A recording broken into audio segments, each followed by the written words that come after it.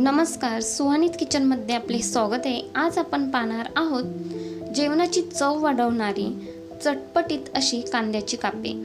ही कांद्याची कापे वरण भातासोबत किंवा चपातीसोबत तुम्ही खाऊ शकता, किंवा घरी भाजीला काही नसेल तर ही झटपट होणारी कांद्याची कापे एकदा नक्की करून बघा। चवीला तर भन्नाट लागतात। चला तर मग लगेचच रेसिपीला सुरुवात करूया। इथे मी 2 मीडियम आकाराचे कांदे घेतलेले आहेत। कांदे आपल्याला व्यवस्थित असे कापून घ्यायचे आहेत। गोल आकारामध्ये कापून घ्यायचं, म्हणजे आपली कापे छान अशी व्यवस्थित अशी दिसतात। अशा पद्धतीने इथे मी सर्व कांद्याची कापे तयार करून घेतलेली आहेत, कापून घेतलेली आहेत कांदा। त्यावरती आपल्याला 1 चम्मच आलं लसूण पेस्ट, पाव चम्मच हळद आणि अर्धा लिंबाचा रस इथे मी घालून घेते। लिंबाने कांदा छान असा मऊ पडला जातो। व्यवस्थित असे मसाले लावून घ्यायचे आहेत। 1 चम्मच इथे मी फिश मसाला घातलेला आहे। फिश मसाल्याऐवजी तुम्ही सब्जी मसाला घातला तरी सुद्धा चालणार आहे।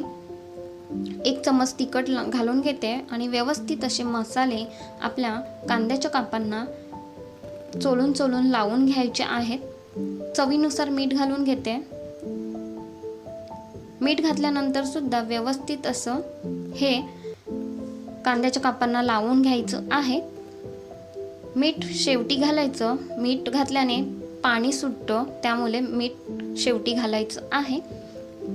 एका प्लेटमध्ये 3 चम्मच रवा, बारीक रवा घ्यायचा आहे। 3 चम्मच तांदळाचं पीठ आणि पाव चम्मच हळद आणि पाव चम्मच तिखट घालून घेतलेलं आहे। व्यवस्थित हे मसाले एकजीव करून घ्यायचे आहेत आणि एक कांद्याचं काप यामध्ये व्यवस्थित असं कोट करून घ्यायचं आहे। अशा पद्धतीने एका साईडला गॅसवरती पॅन गरम करायला ठेवलेला आहे। 2 ते 3 चम्मच तेल घालून घेते। तेल छान गरम झालं की यामध्ये आपल्याला कांद्याची कापे घालून घ्यायचे आहेत। फ्रेंड्स, चॅनलला सबस्क्राईब केलं नसेल तर चॅनलला सबस्क्राईब करा आणि बेल आयकॉनवरती क्लिक करा, म्हणजे माझे नवनवीन व्हिडिओ तुम्हाला पाहता येतील। गॅसचा फ्लेम लो ठेवायचा आहे आणि लो गॅसवरतीच आपल्याला ही सर्व कांद्याची कापे छान अशी कुरकुरीत फ्राय करून घ्यायची आहेत। एका साईडून पलटी करून घेते आणि दुसऱ्या साईडून सुद्धा आपल्याला छान अशी व्यवस्थित शेकवून घ्यायची आहेत। दुसऱ्या साईडून सुद्धा व्यवस्थित अशी शेकून घ्यायची आणि नंतरला परतला पलटी करून घेते मी इथे। ही खायला तर भन्नाट लागतात, एकदा नक्की करून बघा। जेवताना तोंडी लावण्यासाठी हा उत्तम पर्याय आहे। इथे सर्व कापे इथे मी फ्राय करून घेतलेली आहेत।